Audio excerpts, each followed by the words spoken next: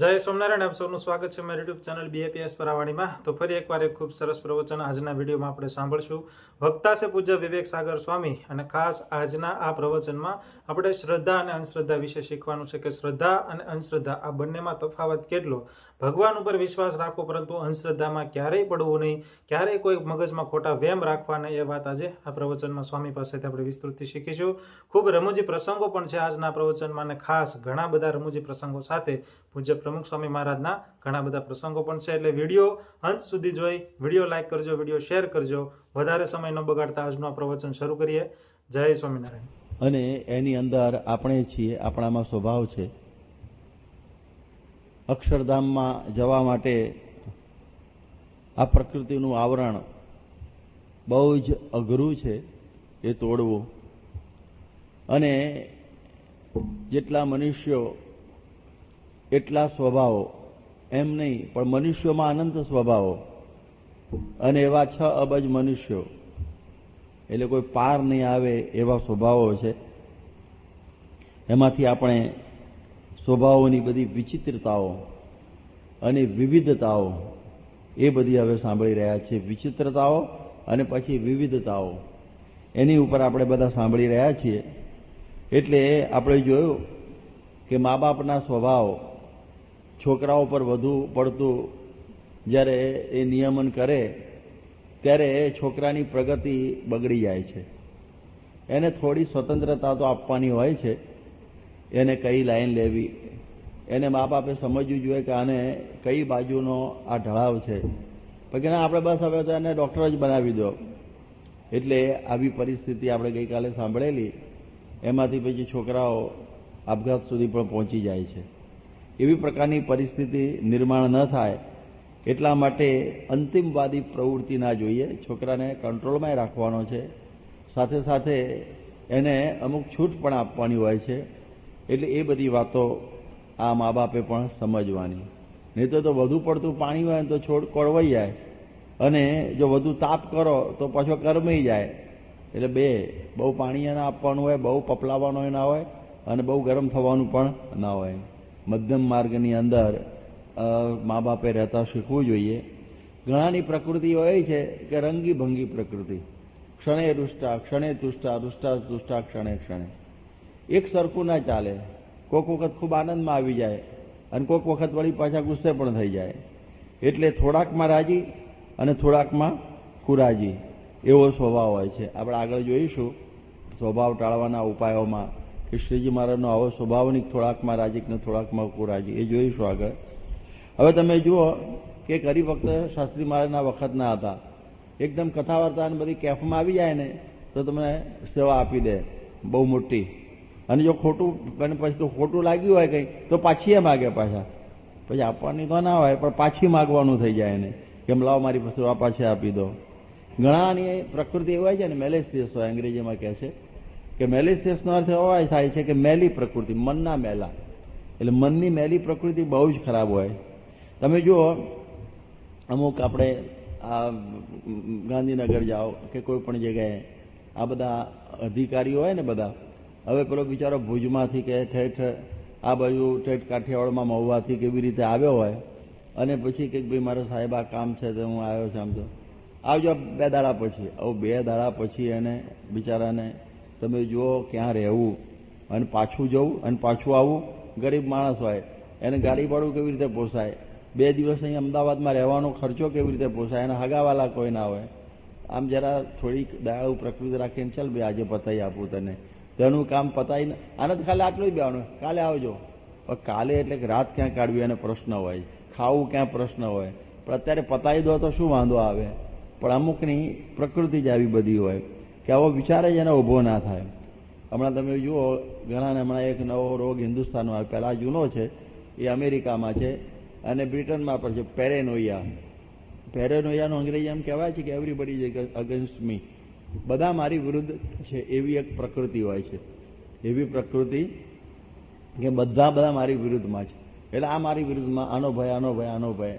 એટલે એ પેરેનોઇયા આજે મોટામાં મોટો રોગ અમેરિકામાં છે કે બધાને એમ થાય કે આ મારી વિરુદ્ધમાં છે, આ મારા આમ છે, તેનો ભય જ લાગ્યા કરે। હવામાળું કેવું કહેવાય। હવે આ કેવી રીતે જીવાય, અને હિન્દુસ્તાનમાં આવ્યો છે। આપણા સત્સંગી કુટુંબોમાં પણ આ પ્રવેશ કર્યો છે. એ સ્વામી પાસે બધા કેસ આવી ગયા.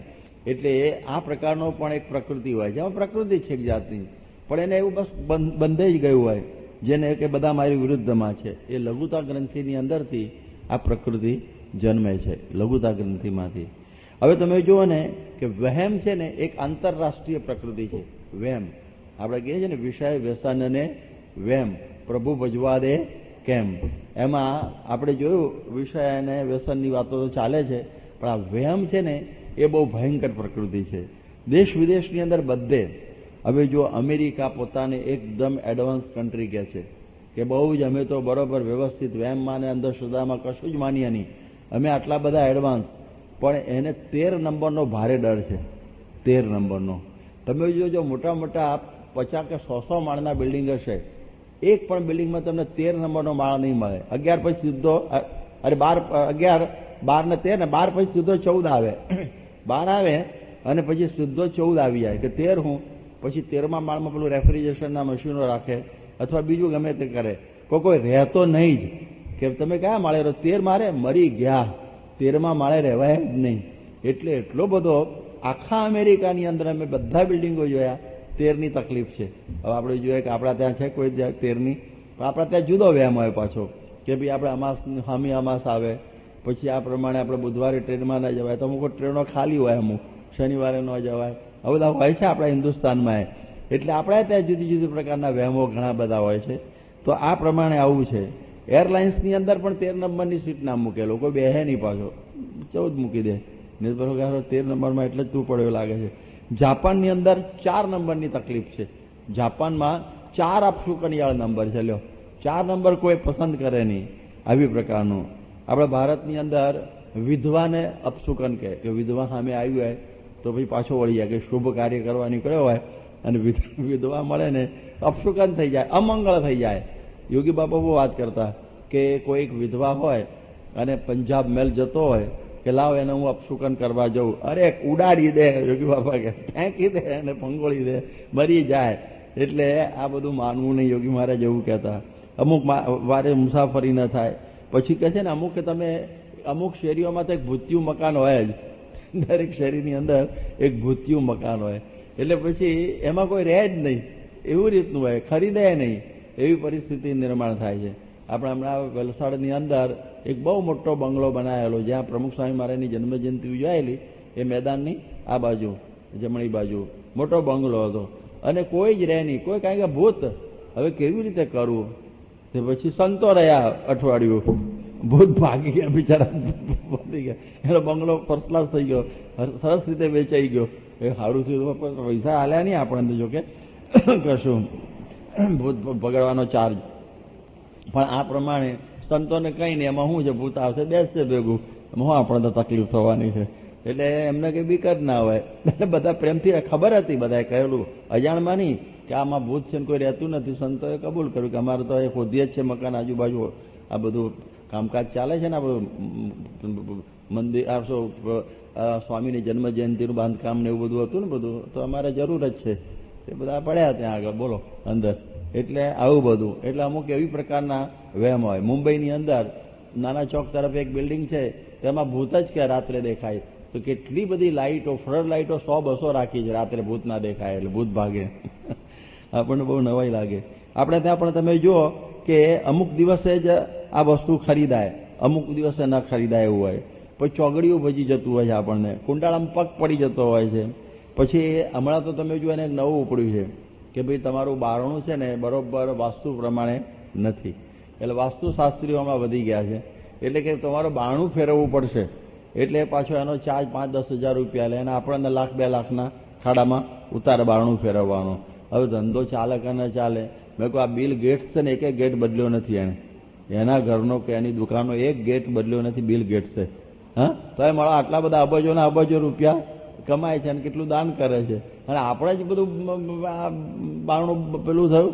એટલે આવું બારણું કંઈક હોય તો આવું થાય. કોઈ કે વાઘ મુખું હોવું જોઈએ ને કોઈ કે આ હોવું જોઈએ, પાર વગરનું આવું બધું હોય છે.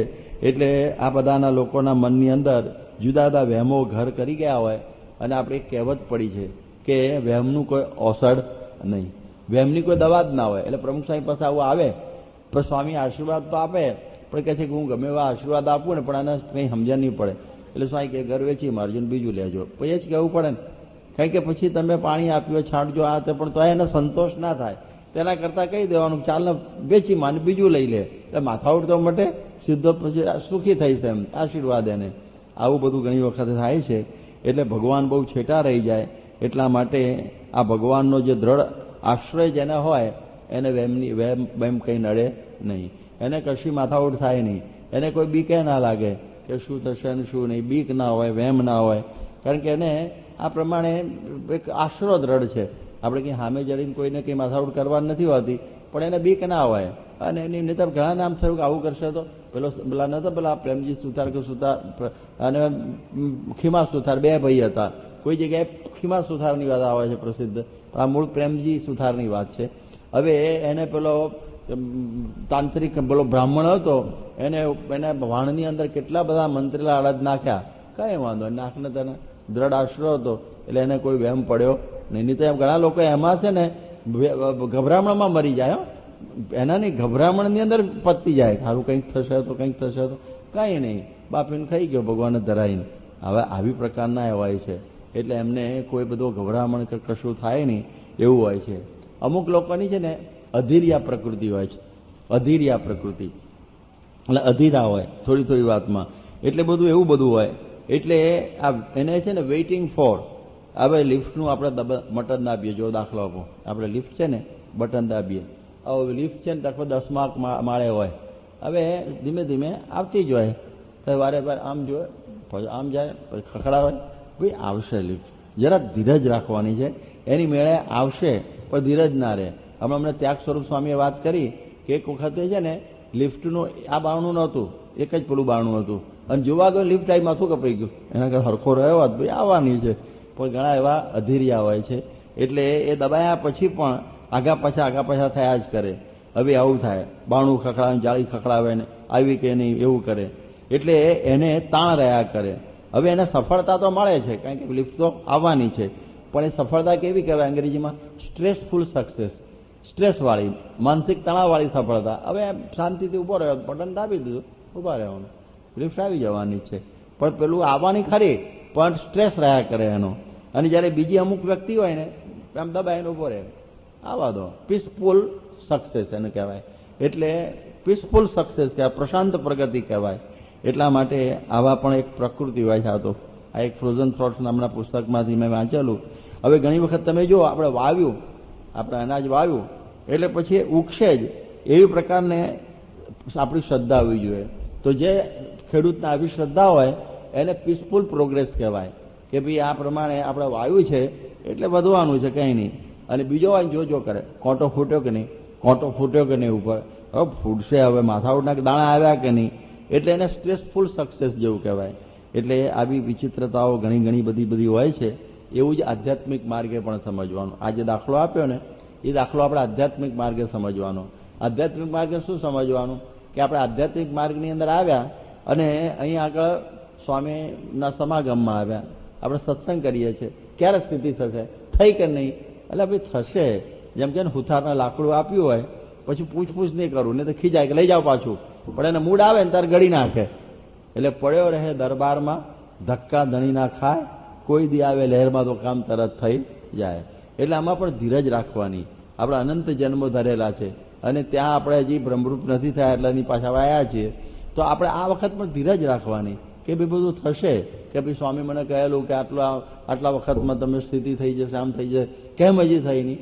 ભાઈ થશે, કંઈક આપણામાં ભૂલ હશે એટલે નથી થતી, પણ પછી ઉતાવળા કરવાનું થાય ને, કહે છે ને ઉતાવળે આંબા ન પાકે, કહેવત એ રીતે પડી છે. એટલા માટે આપણે આધ્યાત્મિક માર્ગે ચાલ્યા છીએ, સાચે ભાવે સત્સંગ કરીએ છીએ, એટલે અનુભૂતિ થવાની. આપણને આ અનુભૂતિ એટલે અનુભવ થવાનો એમ માનીને અધીરિયા ના થઈ જવું. આપણે હમણાં પેલું વાંચ્યું ઉપનિષદ, એટલે એના એવું જ ઓડિયન્સ બેઠું છે એટલે હું લંબાણથી નહીં કહું કે ચરોતરના બે પાટીદારો આત્મજ્ઞાન લેવા માટે જુનાગઢ ગયેલા અને એ વખતે તમાકુ રાખીને ગયેલા. અહીં આગળ આપણે છાંદોગ્ય ઉપનિષદમાં વાત કરેલી, યાદ રહી હશે બધાને. અને છોકરાને કહ્યું કે તમાકુના ભાવ વધે તો જલ્દી અમને કહેજે, હો, કારણ કે અમે આત્મજ્ઞાન લેવા જઈએ છીએ, પછી જલ્દી આવી જઈએ, નહીં તો તમને વેચતા આવડે હોના હાઈટ કરો તમે. હવે આવી રીતે જે ગયા હોય અધીરિયા કે ચાલો જાણે તમાકુ ખરીદવા ગયા ને એવી રીતે આત્મદર્શન ખરીદવા ગયેલા. બોલો, તમાકુના બેજ ઉપર એટલે આપણે જેમ તમાકુ ખરીદીએ જ છે ને બધે જઈને, એમ આત્મદર્શન ગુણાતીતાનંદ સ્વામી પાસે લઈ આવીએ, એમાં શું મોટી વાત છે એમ. પણ આમ ના થાય. આ 20 વર્ષના મુંડાઈને બેઠા છે બધા 20 વર્ષથી, એનો વારો આવે પછી એનો વારો આવે ને એટલે આવું બની જાય છે. એટલે ઘણી વખતે આવી જે પ્રકૃતિ છે ને, અધીરી પ્રકૃતિ, એ મોક્ષ માર્ગમાં ન ચાલે.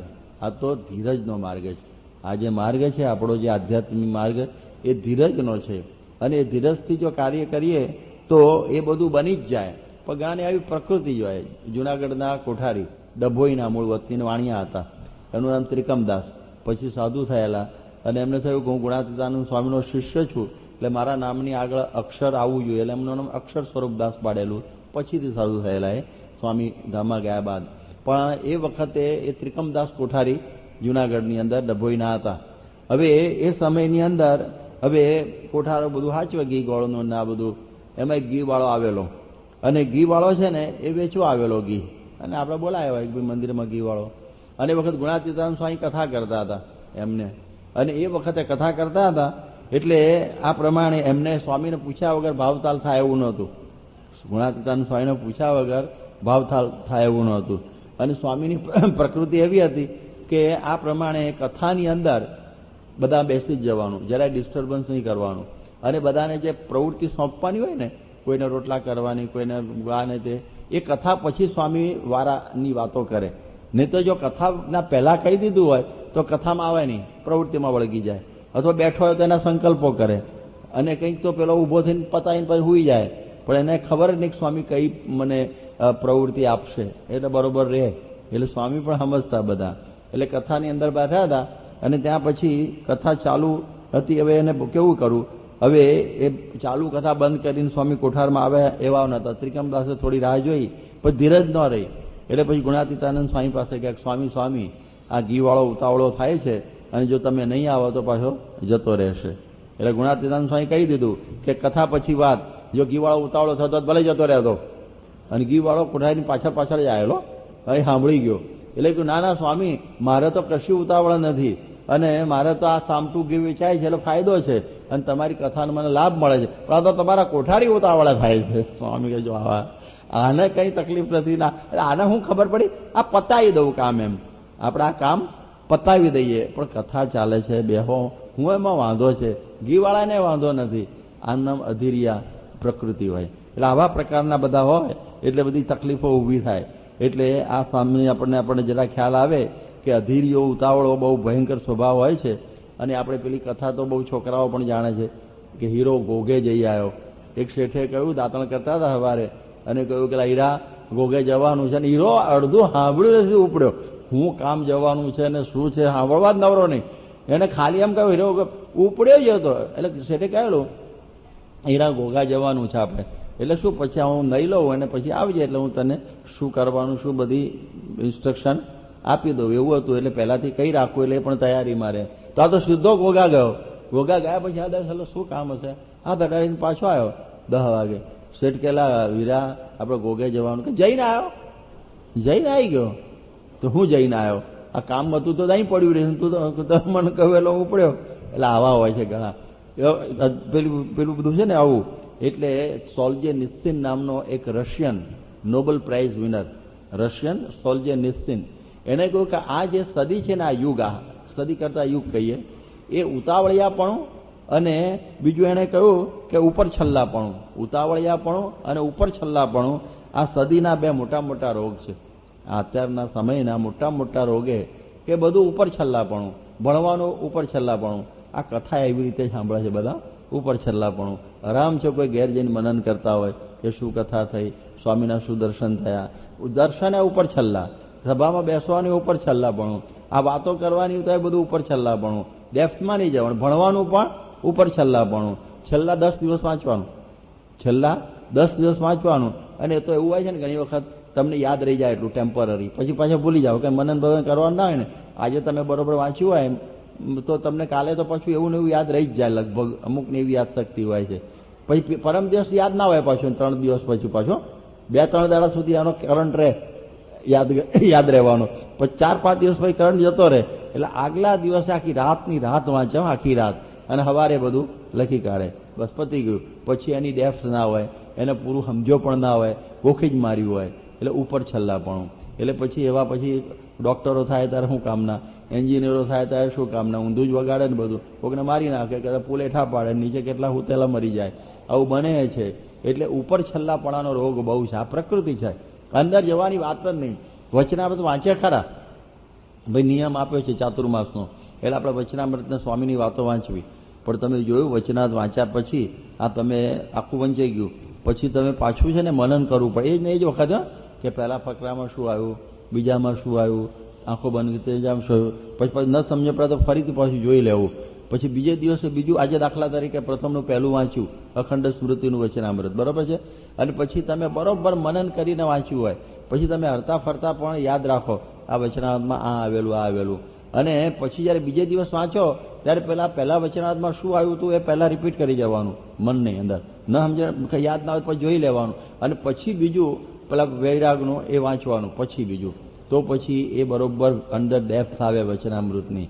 નહીં તો ડેપ્થ આવે જ નહીં, તમારે અંદર ઊંડાણ ઉતરે જ નહીં વચનામૃતનું. ભલે 50 વખત પાઠ કર્યો હોય ને તો એને પંચાળાના કેટલા હોય, એને પહેલું પંચાળાનું કે પહેલું લોયાનું આવે, લાવ જોઈ લઉં. એટલે તો કેટલી વખત વાંચ્યું તો પહેલું પંચાળાનું આવે કે પહેલું લોયાનું, કે પહેલું મધ્યનું આવે કે પહેલું વડતાલનું આવે, તો જો ગોટાળા ચડી જાય કે પહેલું વચનામૃત મધ્યના પહેલાના છે કે પછી વડતાલના, કે હરો જરા જોવું પડશે. તો અત્યાર સુધી શું કર્યું, આટલા વર્ષ સુધી સત્સંગ કર્યો તો હજી આ ખબર નથી.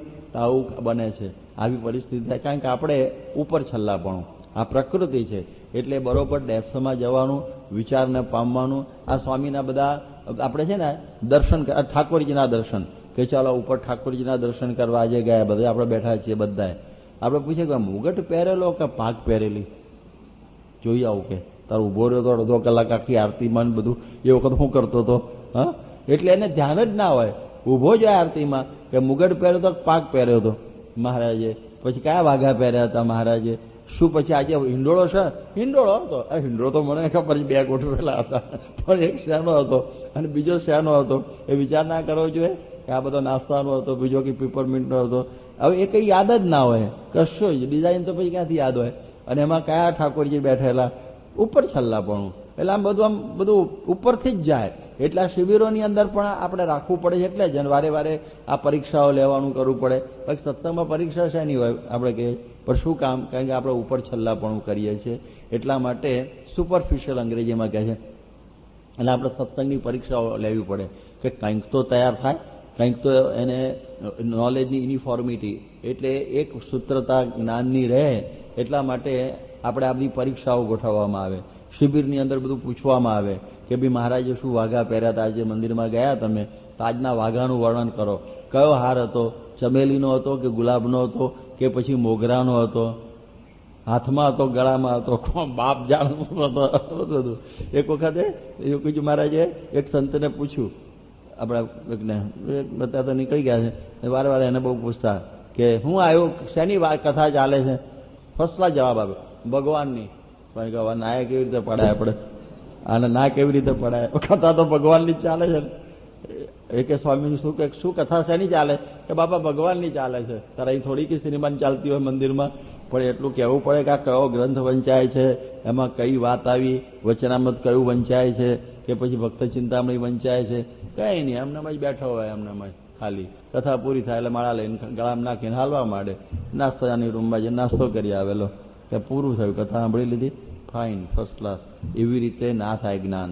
આ જ્ઞાનમાં તો આપણે બધાને ખબર છે ને કે શાસ્ત્રીજી મહારાજ શું કરતા હતા, છોકરાઓ ખબર છે કે ભગતજી જે વાતો કરે ને, ભગતજી સુરતની અંદર, સુરતમાં ભગતજી વાતો કરે તો 11 વાગ્યા સુધી 12 વાગ્યા સુધી કરે. પછી શાસ્ત્રીજી મહારાજ એમના જોડિયા સાધુ રામરતનને ઉઠાડે, 12 વાગે તો ઊંઘી જ ગયો હોય, અને જેટલી વાતો સાંભળી હોય એટલી વાતો પાછી એને કે હવે પેલાને તો ક્યાં યાદ રહેવાનું હોય. પણ એમને શું થાય કે એક ફરીથી કહીએ ને આપણે, એટલે આપણને પાકી થઈ જાય. આપણે પોતે જે વાતો સાંભળી હોય એ પછી આપણે બીજાને કહીએ ને એટલે પાકી થઈ જાય. પછી બધી ગોષ્ઠી કરે, બધા ભેગા થઈને ગોષ્ઠી કરે, એટલે આપણને કંઈક થોડી યાદ રહી હોય, પેલાને કંઈક બીજી યાદ રહી હોય, ત્રીજાને ત્રીજી યાદ રહી હોય. આપણને કંઈ બધું યાદ રહે એવું નથી હોતું. યાદ રાખવાની ચિંતા નહીં કરવાની, બધું જ યાદ રહે. પણ આપણે ગોષ્ઠી, યોગી બાપા ગોષ્ઠી શબ્દ વાપરતા. તે ગોષ્ઠીથી શું થઈ જાય, એ આખી વાત પછી સાંકળ બની જાય અને પછી આપણા અંતરમાં પાક્કી ઉતરે. તો યોગીજી મહારાજ ગોષ્ઠીનો બહુ આગ્રહ રાખતા. એટલે આ બધી વાતો યાદ રાખવા માટે ખાલી વાંચ કરવાનો કોઈ અર્થ જ નથી. એ તો અંગ્રેજીમાં કહે ને કિલિંગ ટાઈમ, સમય પસાર કરવા માટે. બપોરે 12 વાગ્યાનું એટલે જમવાની કેટલી વાર છે કે હજી અડધો કલાક, લાવ તારું 10 પાના વાંચી લઉં, 10 પાના વાંચી લઉં, જમવાની વાર છે. તો શું જમવા માટે વાંચતો હોય, જમવાનું રાહ જોતો વાંચતો હોય, હવે એમાં શું બરકત આવે? તો એના માટે બરોબર ઊંડાણથી જોવું. કહે છે ને ડૉક્ટર સાહેબનું કયું સૂત્ર છે પેલા યાદ છે? કયું છે? Go deep. કયું છે? Go deep. અંગ્રેજીમાં બોલે છે ગો ડીપ એટલે ઊંડા ઉતરો. ડૉક્ટર સામે હમણાં સૂત્ર કર્યું છે કે ઊંડા ઉતરો. એટલે જો ઊંડા ના ઉતરીએ તો આપણને કોઈ કથા યાદ નહીં રહે, પ્રમુખ સ્વામીના દર્શન પણ યાદ નહીં રહે, કંઈ એમની વાતો યાદ નહીં રહે, એમના પ્રસંગો યાદ નહીં રહે, કશું યાદ નહીં રહે. એટલે ભણવામાં એવું, સત્સંગમાં બે જગ્યાએ એવું જ છે. એટલે આમાં જેટલું આપણે ઉપર નહીં ધીરજ રાખી સાંભળીએ, વિચારીએ, ઘેર જઈને પાછું મનન કરીએ તો જ વસ્તુ યાદ રહેવાની. એટલે 21મી સદીનો આ રોગ છે ઉપર છલ્લાપણું, અને એનો ભોગ, એ રોગનો ભોગ આપણે બધા બનેલા છીએ. અને બીજો રોગ છે ઉતાવળિયાપણું. દરેક વસ્તુમાં ઉતાવળ. પતાવો. આપણે કહીએ ને ઘણી વખતે પૂજા શું કરવાની કહે છે? પૂજા કરવાની નહીં કહેતા, શું શબ્દ વાપરે છે ખબર? પૂજા પતાવી દો. પતાવવાનું એટલે પતાવવામાં કઈ બરકત ના હોય. એટલે પૂજા કહે કામ પતાવી દો. એવી રીતે પૂજાને પણ લોકો એવી રીતે બોલે કે આપણે પૂજા પતાવી દો. હવે પૂજા પતાવી દઈએ તેની અંદર કશું કંઈ બરકત આવે નહીં. એટલે આ પ્રમાણે ઉતાવળિયાપણું. અમારા હકા બાપુ છે ને, એમની ખાસ પ્રકૃતિ ઉતાવળિયાપણાની. અને એનો અનુભવ થયેલો કે એક વખત એવું બન્યું કે આપણે પ્રમુખ સ્વામી મહારાજ અને અકાભાઈને કંઈક સારંગપુરની તરફ હશે, અને મૈજળાવાળા એક અંબાલાલ ભાઈ હતા, મૂળ કણભાના પણ મૈજળામાં રહેતા, અને એ ધામમાં ગયા. અને પછી આ પ્રમાણે સમાચાર આવ્યા કે ભાઈ અંબાલાલભાઈ ધામમાં ગયા. ક્યાં આગળ? કે મૈજળામાં. એટલે મકાભાઈને એવું ખબર કે મૈજળાના મુખી છે ને એ અંબાલાલ હમણાં અઠવાડિયે 15 મહિના પહેલા જ ધામમાં ગયા. અને આ તો વાત છે 15 વર્ષ પહેલાની. એટલે એમને નક્કી થઈ ગયું કે ભાઈ આ મૈજળાવાળા જ અંબાલાલભાઈ ધામમાં ગયા. એટલે એમણે કાગળ લખી નાખ્યો, પોસ્ટકાર્ડ, કે એમના દીકરા જે છે ને એમની ઉપર પત્ર લખી નાખ્યો નંદુભાઈ ઉપર. નંદુભાઈ એમના દીકરા હજી જીવે છે, અને કે તમારા પિતાશ્રી અક્ષરધામમાં ગયા છે અને અમે સમાચાર સાંભળ્યા અને બહુ જ દુઃખ થયું છે અને આવું. પછી પ્રમુખ સ્વામી કે તમે સહી કરો. પ્રમુખ સ્વામીની પાસે કહ્યું તમે લખો 2 શબ્દ, એ પ્રમુખ સ્વામી ઓળખાય. એટલે પ્રમુખ સ્વામી કહ્યું કે કાકાભાઈ બધી ખાતરી કરી હશે અને ગયા હશે, લાવ હું લખી દઉં. એટલે જેમ સેક્રેટરી કાગળ આપણે શું કહેવાય ધર્મચરણ, તો સ્વામી સહી કરે ને. એટલે અકાભાઈએ આપ્યો કાગળ. એટલે સ્વામી લખ્યું કે તમારા પિતાશ્રી અક્ષરધામમાં બિરાજમાન થઈ ગયા છે, માટે આપણે શોક બોક કરવો નહીં. આ કાગળ છે ને મૈજળા અંબાલાલભાઈના જ હાથમાં આવ્યો. એટલે અંબાલાલભાઈએ મઢાયો. અંબાલાલભાઈએ કાગળ મઢાયો 2 બાજુ કાચ કરીને કે હવે આપણે અક્ષરધામમાં જવો તો આ સર્ટિફિકેટ લઈને જવાનું, આ વિઝા. કારણ કે સાક્ષાત પ્રમુખ સ્વામી મહારાજ એ વખતે યોગી બાપા હતા. એ વખતે યોગીજી મહારાજ જીવતા હતા પ્રગટ બ્રહ્મ સ્વરૂપ તરીકે. અને પછી યોગી બાપા ધામમાં ગયા. આ પ્રસંગ પછી અંબાલાલ કાકા છે ને લગભગ 25 વર્ષ જીવ્યા, 30 વર્ષ આ પ્રસંગ પછી. અને આ કાગળ એમના ત્યાં મઢાઈને રાખ્યો. આપણે સંતોએ લઈ આવ્યા છે કાગળ અહીંયા આગળ આ રીતનો. અને હમણાં 15 મહિના પહેલા જે અંબાલાલભાઈ ધામમાં પધાર્યા, હમણાં જ ગયા એ અંબાલાલભાઈ. હવે આ ગોટાળો થાય કે ના થાય? પેલાના હાથમાં જ સીધો કાગળ આવ્યો. એટલે મહારાજ ધામમાં જવાનું, મહારાજ વાંચવાનું. એટલે આવી પરિસ્થિતિ નિર્માણ થાય ઉતાવળમાં. અકાભાઈ ઘણી વખત વાત કરે છે પોતે જાતે, પ્રમુખ સ્વામીએ કરે છે કે ભાઈ મેં સહી કરી હતી, અકાભાઈના નામ વિશ્વાસ છે કે ભાઈ ગયા જશે. એટલે આ ઉતાવળ્યું પણ આમાં શું હોય, ખાતરી કરવી પડે. ખાસ કોઈ ધામમાં બહુ જોવું હો, નહીં તો મુશ્કેલી ઊભી થઈ જાય, આ કંઈ તકલીફ થાય. અમે 1974માં હતા ને, અને અમે ત્યાંથી સારંગપુરથી નીકળ્યા. અને સારંગપુરથી નીકળ્યા અને અમારે ઘઉંનો ઉઘરાવવાનું હતું. પેલું દુષ્કાળ હતો ને, એટલે ઘઉંના પેલા શું હોય પેલો ઘાસ હોય એને શું કહે, ઘઉંનું કુંવર કેવું કંઈક હોય છે, એ બધું કંઈ ઉઘરાવવાનું હતું. એટલે અમે એક જ મોટરમાં અમે બધા ગોઠવાયેલા. એમાં મોહન સ્વામી પણ હતા, શ્રીહરિ પણ હતા, હું હતા, અને બીજા બધા 17 જણા હતા. એ પેલી ફાર્ગો ગાડી. અને જવારાજ આગળ અમારો એક્સિડન્ટ થયો. મોટર એક 360 ડિગ્રી ફરીને પાછી સીધી થઈ ગયો આખી આમ. અને એમાં ઘણાને વાગ્યું, કોઈ મર્યું નહોતું, પરંતુ પોરડાની અંદર સમાચાર પહોંચી ગયા. પોરડા છે ને આપણે મેળામાં, કે આમાં એ વખત હું ભગત હતો, નારાયણ ભગત ધામમાં ગયા અને સાંજે શોક સભા થઈ પણ ગઈ, પતી ગઈ. પછી બીજે દિવસ આયા પોરડાવાળા, મને હું તો રૂબરૂ મળ્યો, હાલો તમે જીવતા છો એક્સિડન્ટમાં, કે તમારે તો શોક સભા અમે પતાવી દીધી. સારું પહેલી થઈ ગઈ, ચાલે. એટલે આવું થાય છે પોરડા ગામની અંદર. એટલે એ લોકોને મને કે ધામમાં ગયા એટલે ગુણાનુવાદ ને બધું જ થઈ ગયું, આખું કમ્પ્લીટલી કલાક સભા થઈ ગઈ. એટલે કહેવાનો અર્થ એવો છે, એમાં ઉતાવળ, એમાં કંઈ ખબર તો રાખવી જોઈએ ને ભાઈ કોણ ગયો એક્ઝેક્ટ. કોઈ અમારામાંથી કોઈ ગયું નહોતું ધામમાં. પછી બીજી વખત ખેડામાં થયો, એમાં પેલો આપણા ઈશ્વરભાઈ મસાલા છીંકણીવાળા છે ને ધર્મના, એમના ભાઈ મહેન્દ્રભાઈ, એનો છોકરો ઘનશ્યામ ગયેલો, એ હકીકત. એ તો પછી બીજા એક્સિડન્ટમાં, અમારે તો પછી એની જ મોટરમાં ફરીથી અમારો એક્સિડન્ટ થયો, એટલે અમે બચી ગયા હતા અમે લોકો. એટલે આવું બને. એટલે ઘણી વખત આવી ઉતાવળ બને ત્યારે આવી પરિસ્થિતિ થઈ જાય. અને ઉતાવળમાં મેં કહ્યું, જે કામ ઉતાવળમાં પતાવીએ ને એમાં એનું ગુણવત્તાનું ધોરણ સચવાય નહીં. સમજ પડે તમને? ગુણવત્તાનું ધોરણ એટલે જે રીતે થવું જોઈએ કામ, એ ઉતાવળમાં બરોબર થાય નહીં. ઘણી વખત તમારી બિલ્ડિંગ આપણે સ્વામી આવવાના છે, પતાવો બધું જલ્દી પતાવો, તો બધું ગોઠવી દો અને બધું લગાડી દો. અને કે સ્લેબ, કે પણ આ તો સ્લેબ તો છે ને 15 દાડા, કેટલા દાડા તમારે જોઈએ સ્લેબમાં? ઓછામાં ઓછા ઉતારવા માટે આપણે મૂક્યા ને 10 દિવસ તો જોઈએ ને.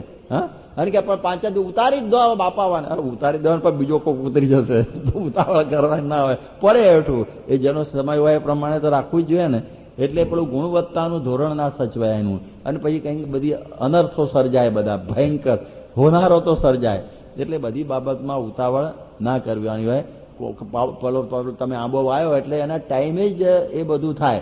રોજ જો કરો એ કશું એમાં થાય નહીં. એટલે એમાં ધીરજ રાખવી. પ્રમુખ સ્વામી ઘણી વખત વાત કરે છે ને કે આપણે દૂધની અંદર છાશ નાખીને દહીં આખર્યું, પણ ઘણા એવા અધીર્યા હોય, રાતે જઈને જોઈ આવે થયું કે નહીં, અને પછી છે ને આંગળી ફેરવે, આંગળી 7 વખત જોવે, અડધો કલાકે જઈને સવારે ડોડો થઈ જાય, પણ કંઈ દહીં થાય નહીં. એટલે આવું બને, એ દહીંના બદલે ડોડો થઈ જાય. એટલા માટે એવા સમયની અંદર ધીરજ રાખવાની. પણ અમુકની પ્રકૃતિ જ એવી બધી હોય કે પછી એ આવી રીતનું આવું બધું થાય. એટલે એ બધી મુશ્કેલીનો પાર ન થાય. નકામી ઉતાવળમાં છે ને પડાપડી. હવે તમે જુઓ, આપણે જાહેરાત ના કરી હોય અને કે બધા પગે લાગવા આવો, બધા ટોળું આવે, પણ પોતાની મેળે લાઈન તો કરે જ નહીં. કહેવું પડે તો જ, આજની તારીખે પણ હમણાં કરીએ તો એવું જ થાય, તરત ને તરત જવાબ. એટલા માટે આ પરિસ્થિતિ થઈ જાય. હવે આપણી જાહેરાત થાય કે ભાઈ પ્રમુખ સ્વામી જ્યાં સુધી સભા સ્થાન છોડે નહીં ત્યાં સુધી કોઈએ ઊભા થવું નહીં. આવી પ્રકારનું આવું થાય. એક વખત સાંકરીની અંદર સ્વામી બેઠા હતા અને પછી નીકળતા હતા, અને પછી ઉદ્ઘોષકે જાહેરાત કરી કે પ્રમુખ સ્વામી જ્યાં સુધી ઉતારે ન પહોંચે ત્યાં સુધી કોઈએ ઊભા થવું નહીં. એક જણ ઊભો થઈ ગયો. સ્વામી આમ નીકળતા હતા ને એમ સામે જ ઊભો થઈ ગયો. સ્વામી પેલા એ સાંભળ્યું કે નહીં? કે સાંભળ્યું. તો કેમ ઊભો થયો? એને એક જ જવાબ આવ્યો, સ્વભાવ. જવાબ સરસ આપ્યો. અમારા સંત હતા કે સ્વભાવ.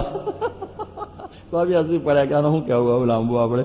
એટલે ઊભું થઈ જ જવાય, એમ ફટકરતું ઊભું થઈ જવાય, કંઈ જ કામ ના હોય. હું ઘણી વખત વાત કરું કે બધા પ્રમુખ સ્વામીના દર્શન માટે તમે બધા ઠેઠ દૂર દૂરથી આવો, ગામડાથી પણ આવો, અહીં શહેરમાંથી પણ બધું ગાડી બધું મોટર લઈને આવે, પેટ્રોલ બાળીને, કોઈ સ્કૂટરમાં આવે, કોઈ બસમાં આવે.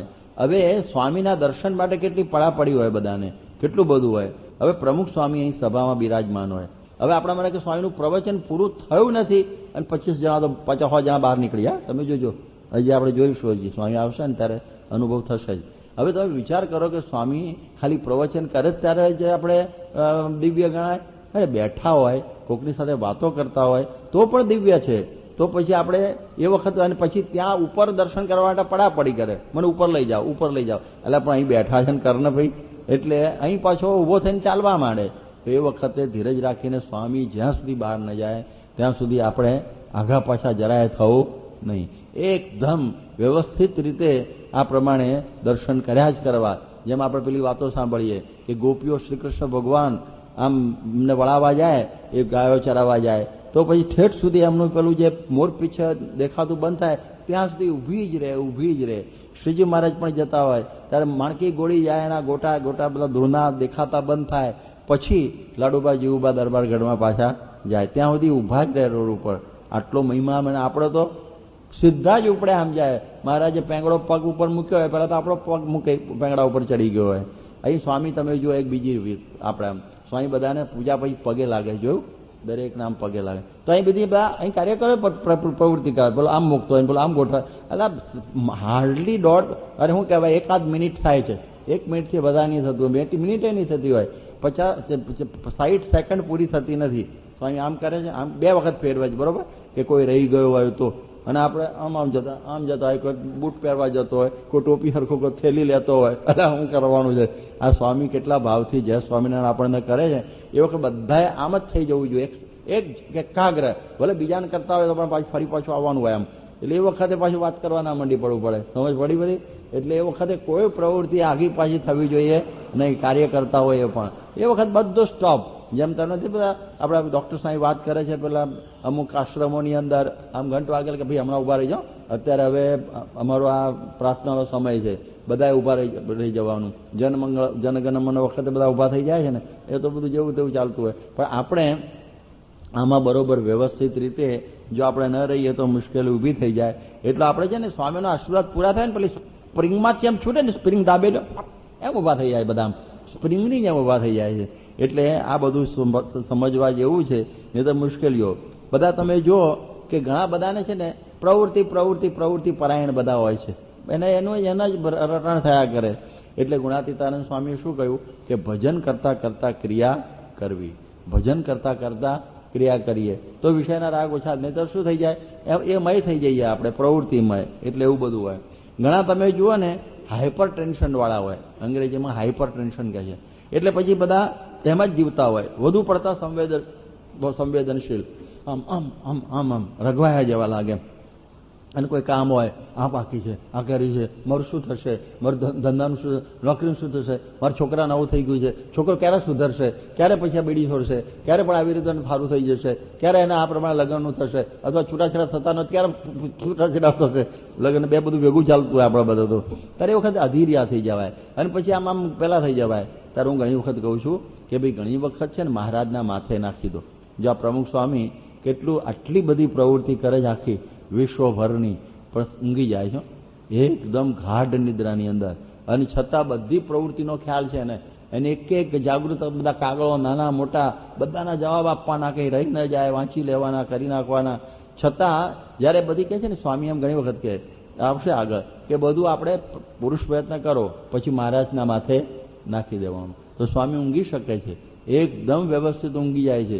જો સવારે આ માંદા હોય છે ત્યારે તો સવારે સૂઈ જાય 9 વાગ્યાથી તો 2-2:30 વાગે ઉઠે, જમીન 3:30 ઉઠે, ઊંઘી જાય 7-8 વાગે ઉઠે, પછી 10:30 ઊંઘી જાય 10 વાગે તો સવારે 6 વાગે ઉઠે. આપણને તો ઊંઘ ના આવે આટલી બધી, પણ સ્વામીને એકદમ ઊંઘ આવી જાય છે. વાત બહુ આપણને નવી જેવું લાગે.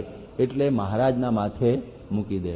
એટલે મહારાજ ઘણા અમે કહે મહારાજને તક આપો કામ કરવાની, એમને કોઈ ટેન્શન જેવું નથી. ગમે એટલા આપણે બધાએ આપીશું તો મહારાજને ટેન્શન થવાનું નથી, મહારાજની દયા ખાવાની કોઈ જરૂર નથી. નાખો એના માથે જેટલા કામ હોય એટલા.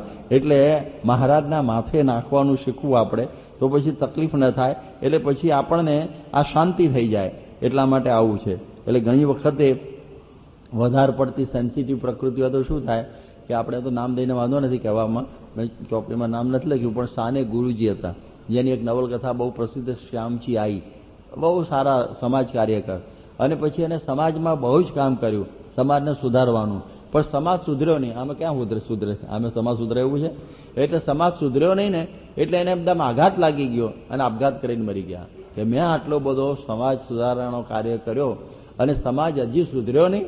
લ્યો હવે આ પ્રમુખ સ્વામી આવું સમજે તો શું થાય? રોજ આપઘાત કરવા એવું થાય કે તો જરા દયાને રાખવું પડે. ભાઈ આપણે કયા કરીએ, કોઈક વખત પાછો સુધરશે માણસ, કયા કરવાનું, બધું વ્યસન મુક્તિની, સ્વભાવની, પ્રકૃતિ મૂકવાની, એ બધી વાતો કરવાની. પણ આકા ઉતાવળા થઈ જઈએ તો પછી આ પરિસ્થિતિ થઈને ઊભી થઈ જાય.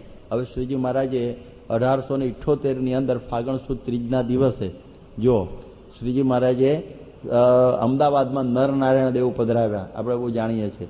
અને પછી બધા ભેગા કર્યા અને કહ્યું મારે પાંચમના દિવસે 84 કરવી છે બ્રાહ્મણોની, ત્રીજના દિવસે પ્રતિષ્ઠા થઈ છે બપોરે, વચ્ચે ચોથ જ છે. અને પાંચમના દિવસે મહારાજ કે મારે આ બધા બ્રાહ્મણોને જમાડવા છે, અમદાવાદના 10 કોશીના આજુબાજુના દક્ષિણ વિભાગના બધાને મારે જમાડવા છે. રાજપુરોહિત હરિદત્ત તો આમ હબક થઈ ગયો કે મહારાજ કોઈ રાજાને આ એવી ચોરાસી કરવી હોય તો 6 મહિનાથી તૈયારી કરવી પડે, તમે તો પરમદાડાની વાત કરો છો અને પૈસાનું ઠેકાણું ના પાછું. સિલક પૂછી આનંદ સ્વામીને કે સિલક કેટલી છે? કે 49 રૂપિયા, 1 પાઉન્ડે નહીં થયો હોય, 49 રૂપિયાની સિલક, અને એમાં બ્રાહ્મણોની 84 જમાડવી. એ આખો કથા તો લાંબી છે, એ આપણે મધ્યના 22માં કોઈ વખત લંબાણથી કરીશું, પણ આપણે ટૂંકમાં. અને મહારાજના ઐશ્વર્યથી એ 84 તો થઈ ગઈ. હવે એમાં પ્રવૃત્તિ કેટલી બધી થાય, પ્રવૃત્તિ ઓછી હોય, કેટલી બધી પ્રવૃત્તિ. તો શ્રીજી મહારાજે પોતા ઉપર એ વાત લીધી કે અમને પછી એ પ્રવૃત્તિનો ફેર ચડી ગયો અને સંકલ્પનો મંદવાડ થઈ ગયો. આ બધું આટલી બધી પ્રવૃત્તિ. પછી અમે અમદાવાદથી જતલપુર ગયા, જતલપુરથી પછી ગણેશ ધોળકાની રાણોમાં ગયા, અને ત્યાં જ બધા વિચારો આવવા માંડે, આવા જ વિચારો આવવા માંડે. પછી અમે એવો વિચાર એક સરસમાં સરસ શું કર્યો કે કાંકરિયા ગયા નહોતા અને મેળો ભરાયો નહોતો. કાંકરિયા ઉપર 84 કરેલી, એટલે કાંકરિયા ગયા નહોતા અને મેળો ભરાયો નહોતો. પછી શાંતિ વર્તવા માંડી. આ તો શ્રીજી મહારાજે પોતાનું વૃત્તાંત લઈ અને આપણા માટે આ વાત સમજાવી કે આપણને પ્રવૃત્તિનો કેટલો બધો ફેર ચડી જાય છે, એ મહારાજ આ બધું સમજાવે છે. એટલે નરનાટ્ય દ્વારા આપણને આ માર્ગદર્શન આપ્યું. એટલે એની ઉપર પ્રમુખ સ્વામી મહારાજે 8/12/1990 રોજ અમદાવાદમાં વાત કરેલી કે અમદાવાદના આ પ્રસંગ દ્વારા મહારાજે બ્રહ્માંડના બધા જીવોને બધાને સુખ્યા થવાનો વિચાર આપ્યો છે. તેથી સુખ શાંતિ રહે અને કામમાં સરળતા રહે. મહારાજે આ બતાવ્યું કે કોઈ પણ વસ્તુ થઈ ગઈ હોય તો આપણે પછી ભૂલી જવાની કે કાંકરિયા ગયા નહોતા અને મેળો ભરાયો નહોતો, એટલે તરત જ ભાર ઉતરી જાય, આપણા માથા ઉપરથી ભાર ઉતરી જાય. એટલે આ ભાર ઉતરવાનો આ સુંદરમાં સુંદર ઉપાય શ્રીજી મહારાજે આપણને બતાવ્યો. બાકી તો ઘણાના ભાર રહે છે પ્રવૃત્તિનો કે આવતીકાલે ધોબીના ઘેરથી કપડાં લાવવાના છે, આખી રાત એના વિચારો કરે, હવે શું થાય, કેવી રીતનું થાય, કે આ પ્રમાણે આવતીકાલે મારે સાયકલમાં હવા ભરાવવાની, તેના વિચારો રાતથી થાય. નાખી દેવા જેવી વસ્તુ હોય એની પણ એનો બધો ભાર લઈને ફરે, એવી પ્રકારનું એનો વિચારવાળા હોય છે. તો શ્રીજી મહારાજને કોઈ પણ પ્રવૃત્તિનો ભાર નથી, આપણને બતાવ્યું. મહારાજ પ્રમુખ સ્વામી મહારાજ 1974ની અંદર 9 મહિના પરદેશ વિચરણ કરેલું, અને પછી સ્વામી બોલેલા કે દેશ વિદેશમાં ફરીએ પણ મન તો ભગવાનના ચરણારવિંદમાં જ રાખીએ. આ બહુ અઘરું છે, દેશ વિદેશમાં ફરવું અને મન તો ભગવાનના ચરણારવિંદમાં જ રાખવું.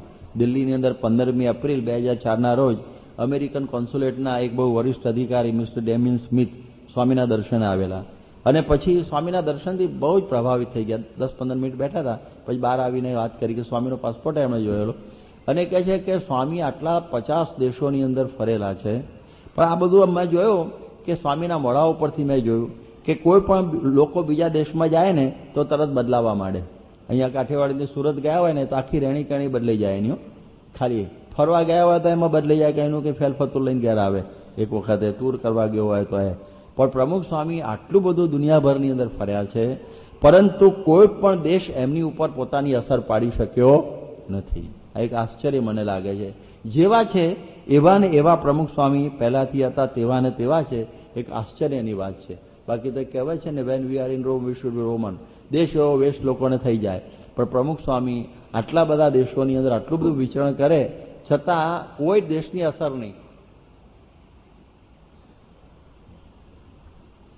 તો જોઈને ભક્તો, આજના પ્રવચનમાં આપણે ખૂબ રમૂજી પ્રસંગો સાંભળ્યા કે ક્યારેય ખોટા વહેમ ન રાખવા. કારણ કે આપણા ભારતમાં ખાસ કરીને ઘણા બધા અંધશ્રદ્ધા તરફ હોય કે ક્યાંક ખોટો અવાજ આવતો હોય તો ભૂત પ્રેતનો છાંયો હોય, અથવા તો કોઈ જેમ વિધવાનું ઉદાહરણ આપ્યું કે વિધવા સામે મળે તો એ અપશુકન ગણાય. તો આવું ક્યારેય હોતું નથી. તો આવા અંધશ્રદ્ધામાં ક્યારેય પડવું નહીં અને ક્યારેય કોઈ બીજાને દોષ આપવો નહીં, એ વાત આ પ્રવચનમાં આપણે શીખ્યા. તો આવા જ પ્રવચનો જોવા માટે અમારી ચેનલ સાથે જરૂરથી જોડાયેલા રહો. વિડીયો લાઇક કરવાનું ભૂલતા નહીં, વિડીયો શેર કરવાનું ભૂલતા નહીં, ખાસ ચેનલને સબસ્ક્રાઇબ કરવાનું ભૂલતા નહીં. હવે પછીના વિડીયો પૂજ્ય જનમંગલ સ્વામીને આવશે, એટલે ખાસ અમારી ચેનલ સાથે જોડાયેલા રહેજો. તો મળીએ એક નવા પ્રવચનમાં. ત્યાં સુધી આપ સૌ હરિભક્તોને જય સ્વામિનારાયણ.